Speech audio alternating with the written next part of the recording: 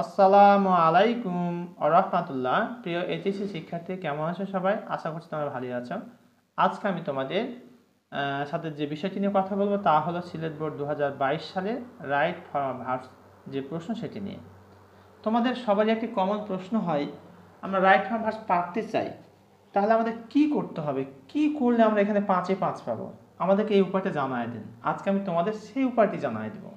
Right form of verbs 5-এ 5 পাওয়ার জন্য তোমাদের 3টি বিষয় জানতে হবে। প্রথমত টেন্স, দ্বিতীয়ত রাইট ফর্ম ভার্বসের বেশ কিছু ইম্পর্টেন্ট রুলস, তৃতীয়ত হচ্ছে ভার্বের কনজুগেশন অফ ভার্বস, অর্থাৎ ভার্বের present form, past form, past participle form. বাস এই 3টি বিষয় যদি তোমরা ভালো করে রপ্ত করতে পারো, then you can easily get 5 marks out of 5।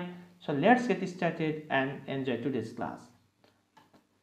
এখানে প্রশ্নটি আমরা প্রথমে পড়ি, read the text and fill in the gaps with the correct form of verbs and subject verb agreement as per context। অর্থাৎ এই কনটেক্সটে সাবজেক্ট ভার্ব এগ্রিমেন্টের উপর base করে ভার্বের যে সঠিক ফর্মটি হবে সেটি আমাদেরকে বসাতে হবে। পরীক্ষায় শুধু তোমাদের উত্তরটুকু লিখতে হবে। এবার চলো শুরু করি। কোন রুলসের ভিত্তিতে হচ্ছে, কেন হচ্ছে এবং বাংলা অর্থটি আমি ইনশাআল্লাহ তোমাদের প্যাসেজে বলে দেবো। চলো শুরু করি। কোভিড-19, আমরা জানি যে কোভিড-19 19 সাল থেকে যাত্রা শুরু করে, 20 সালে ব্যাপক আকার ধারণ করে।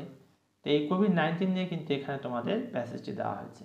COVID-19 third person singular number, এই কারণে এখানে হচ্ছে ট্রান্সমিট মানে প্রেরণ করা, স্থানান্তর করা।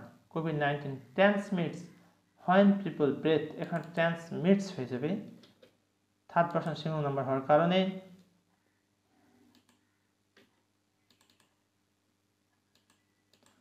এটিকে আমরা ইজ ট্রান্সমিটেড এটিও করতে পারি চাইলে।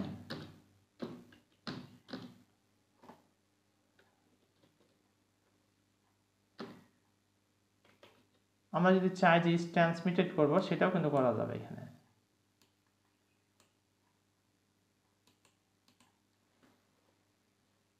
ট্রান্সমিটেড, তাহলে কোভিড-19 ট্রান্সমিটস প্রেরণ করে অথবা is transmitted when people breathe, when people breathe, যখন জনগণ শ্বাস প্রশ্বাস নেয় তখন এটা কি হয়? ট্রান্সমিট হয়, প্রেরিত হয়, এক জায়গা থেকে আরেক জায়গায় চলে যায়।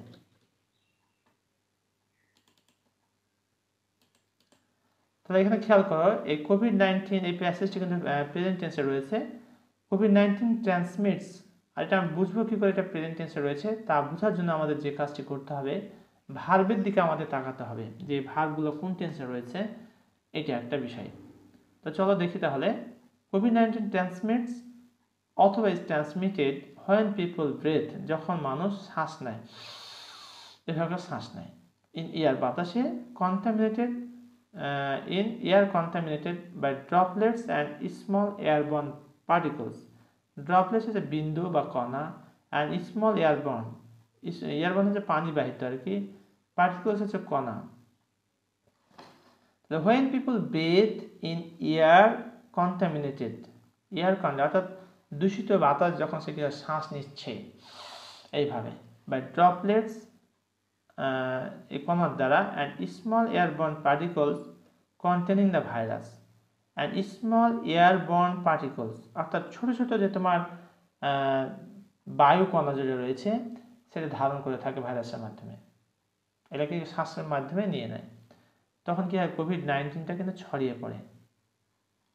তাহলে এখানে কন্টেনিং করে দেবো আমরা, কন্টেন রয়েছে এখানে।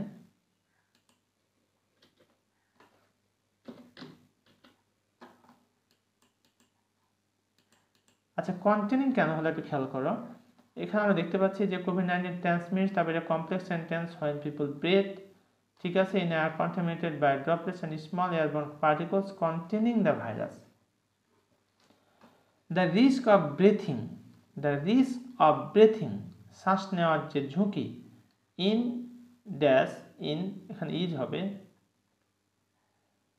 তোমার একটা প্রশ্ন হতে পারে যে ইনটা তো প্রিপোজিশন, তাহলে ভার্বের সাথে আইন যুক্ত হবে, কিন্তু এটা একটা কমপ্লেক্স সেন্টেন্স, এই যেখানে হোয়েন আছে, এই কমপ্লেক্স সেন্টেন্স হওয়ার কারণে এখানে ভার্ব চলে আসছে। The risk of breathing this is, the risk of breathing this, এখানে হবে is.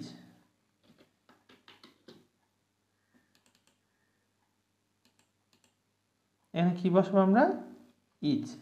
Highest when people dash in close proximity, যখন মানুষ কাছাকাছি আসে, পাশাপাশি আসে, তোমার নিকটে আসে। এখানে পিপলের পরে বি ভার্ব বলতে এখানে আমি যার অজয়কে আমরা মিন করি, তাহলে কি হবে? এখানে আর হয়ে যাবে।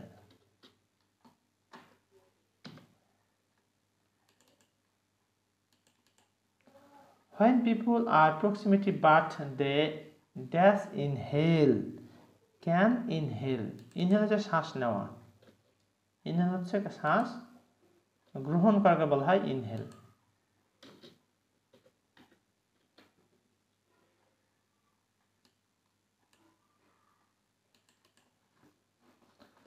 তাহলে এখন দেখো, the risk of breathing this in is highest, the risk of breathing this is highest, সবথেকে বেশি, when people, যখন জনগণ, are in close proximity, যখন কাছাকাছি আসে, পাশাপাশি আসে, but they can inhale, কিন্তু তারা শ্বাস নিতে পারে, over longer distances, particularly indoors, ভিতরে। ট্রান্সমিশন প্রেরণ অলসো ওয়াকার্স, এখানে রয়েছে কি? ওয়াকার, এটা হয়ে যাবে এখানে ওয়াকার্স অথবা ক্যান ওয়াকার, আমরা দুটো যে কোনো একটা করতে পারি।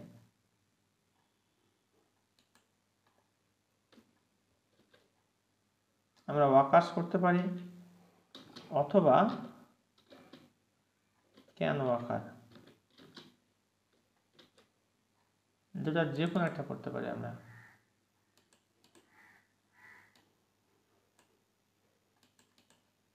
ট্রান্সমিশন অলসো ওয়াকার্স, অর্থাৎ স্থানান্তরটা ঘটে থাকে ইফ স্প্লাশ, যদি কি করে? স্প্লাশ আছে তোমার জল ছিটিয়ে দেওয়া, পানি ছিটিয়ে দেওয়া, এটাকে বলা হয় স্প্লাশড। ইফ স্প্লাশড অর, এখানে স্প্রে রয়েছে, এটা হয়ে যাবে স্প্রেড।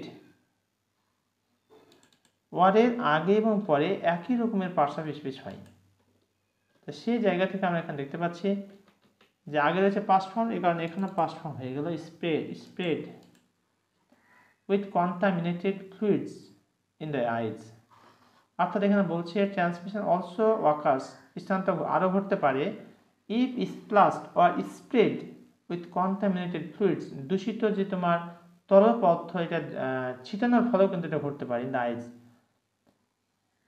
চোখে, nose or mouth, and rarely via contaminated surfaces, অর্থাৎ if splashed or spread with contaminated fluids in the eyes, nose or mouth, অর্থাৎ চোখে, তারপরে নাকে অথবা মুখে তোমার তরল পদার্থ, দূষিত তরল পদার্থ ছিটানোর ফলে কিন্তু এটা ঘটনা ঘটতে পারে, অর্থাৎ স্থানান্তর ঘটতে পারে, ট্রান্সমিশন হতে পারে। And rarely via contaminated surfaces মধ্যে খুব কমই ঘটে থাকে আর কি। People remain contagious for up to 20 days, 20 দিন পর্যন্ত সংক্রমণে থাকতে পারে। অ্যান্ড স্প্রেড, এখানে স্প্রেড রয়েছে, সেটাকে আমরা করবো ক্যান স্প্রেড।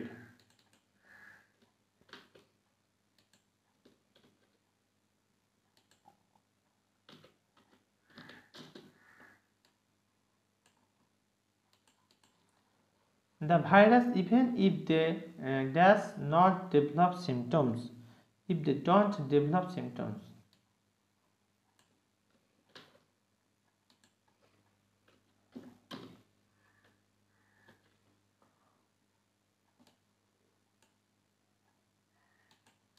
এটা একটু ক্রিটিক্যাল ছিল প্রিয় শিক্ষার্থী, এই কারণে তোমাদের রিকোয়েস্ট করবো তোমরা বেশ কয়েকবার মনোযোগ সহকারে পড়ো, পাশাপাশি নিজেরাও প্র্যাকটিস করো। ইনশাআল্লাহ you can do better if you practice a lot. Thank you very much for watching this video. আজকের মতো এখানে শেষ করছি। আসসালামু আলাইকুম ওয়া রাহমাতুল্লাহ।